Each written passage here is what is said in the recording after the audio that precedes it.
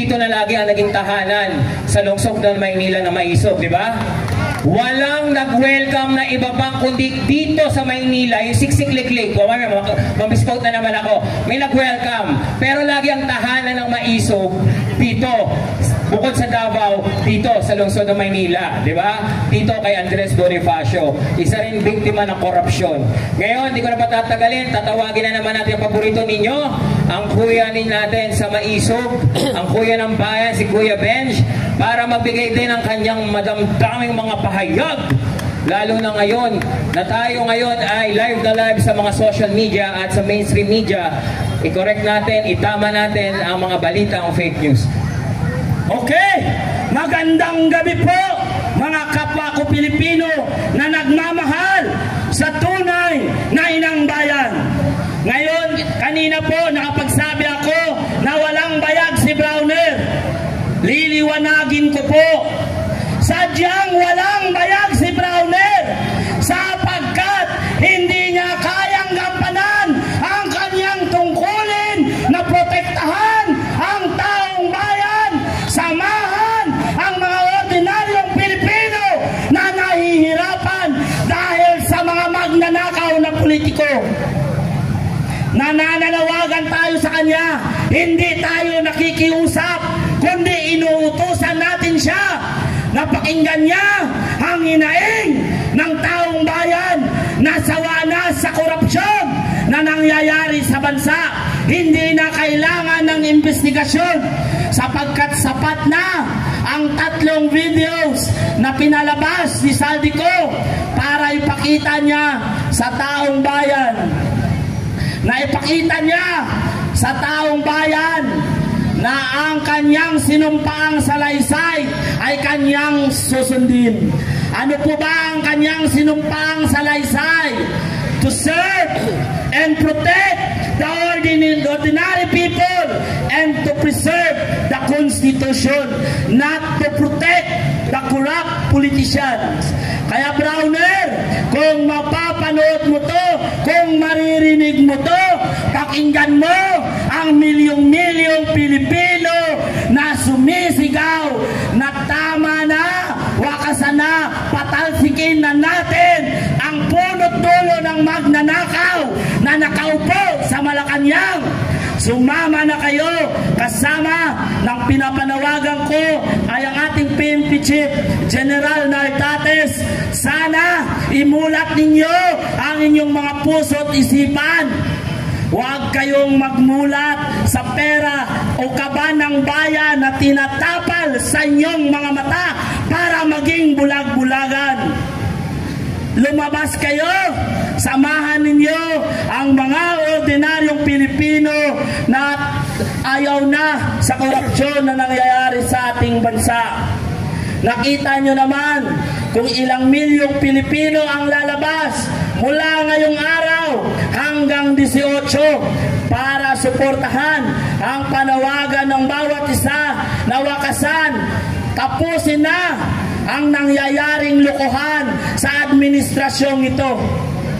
Sapagkat walang maidudulot na maganda ang administrasyong ito hanggat nariyan ang Pangulong Bangag, Pangulong Adik at Pangulong walang kwenta, kasama pa ng kanyang mga tuta na wala nang ginawa kundi protektahan ang kanilang amo. Isa na riyan si Browner, si General Nartates, si Rimulya, magkapatid na Rimulya, ang kakapal ng mga mukha. Hindi na nahiya. Tandaan po ninyo, General Nartates, General Browner, pera ng taong bayan ang inyong tinatanggap na sweldo. Kaya dapat pakinggan ninyo ang boses ng taong bayan. Sila ang nagpapasahod sa inyo. Sila ang naghihirap para kumita kayo, para may manakaw ang amo ninyo. Ngayon, kung hindi kaya ni Browner panindigan ang kanyang sinumpaang salaysay, magsama-sama tayong ordinaryong Pilipino, tayo naman ang babawi ng ating suporta sa AFP. Tayo Pilipino sapagkat tayo nagpapasahod sa mga yan. Kaya hindi ko na po pahabaan ang aking speech dahil maano na po yung boses. Mamaya po ulit. Maraming salamat po. At sana, Browner, magising ka na! Umami na nga yung tinuturo nila. Nagsasalita na. Marami pa rin silang sinasabi. Kesyo AI, kesyo ginawan lang daw ng script. Ano pa ba? Magpapaloko pa ba tayo, mga kapwa ko Pilipino? Lahat po nandoon sa kanilang tahanan. Tayo'y nananawagan. Sumama po kayo. Hindi po laban namin ito dito. Laban ito ng susunod na henerasyon ng bansang Pilipinas. Kung hindi tayo gagalaw, kung hindi ngayon, kailan ba? Kung hindi tayo, sino ang magtatanggol sa atin? Ibang bansa? Walang magtatanggol para sa atin kundi tayo rin mga Pilipino. Kaya kinakailangan magsama-sama po tayo. Itong paraan ito ay isang peaceful rally, pero nakakapangulo ng dugo dahil sa laki ng nawawala at sa dami na naghihirap dito sa ating bansa. Kaya po sana sumama po kayo dahil ito po talaga ang kinakailangan ng ating bansa. Sana magkaroon tayo ng isang araw na kahit nandyan tayo sa tahanan, pagdating ng alas 6 ng gabi, magtirik na kayo ng kandila. Ipagdasal na natin ang mga demonyong yan na lumayas na sa bansang Pilipinas. Hindi pa po ba natin nahalata na ito ay meron ng divine intervention? Bakit? Sa kakatago nila, nakialam na ang panahon. Binagyo. Kaya natin na-discover na meron palang ghost project. Kaya natin na-discover na napakalaking pera.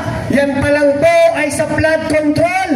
Paano pa po sa ibang departamento ng gobyerno na hindi pa nalabas ngayon ang katotohanan.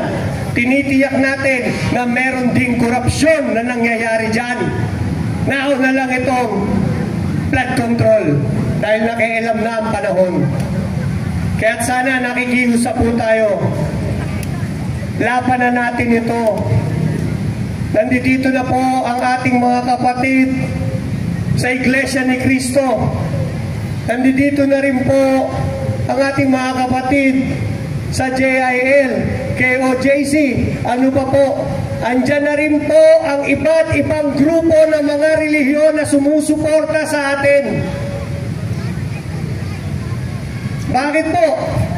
Wala pong iba rin na maaaring makatulong sa atin, yung mga righteous na mga tao. Hindi pa rin natin sila pakikinggan. Hindi po marunong magsinungaling ang mga taong simbahan na yan. Sila po ay nakikipaglaban din para sa atin. Kaya sana po, ibigay na natin ang ating buong suporta para mapatalsik na ang administrasyon. Sana po, magsama-sama tayo. Bagoong Pilipinas, iwi ang mukha. Kahit itago na halata. Bangag kasi!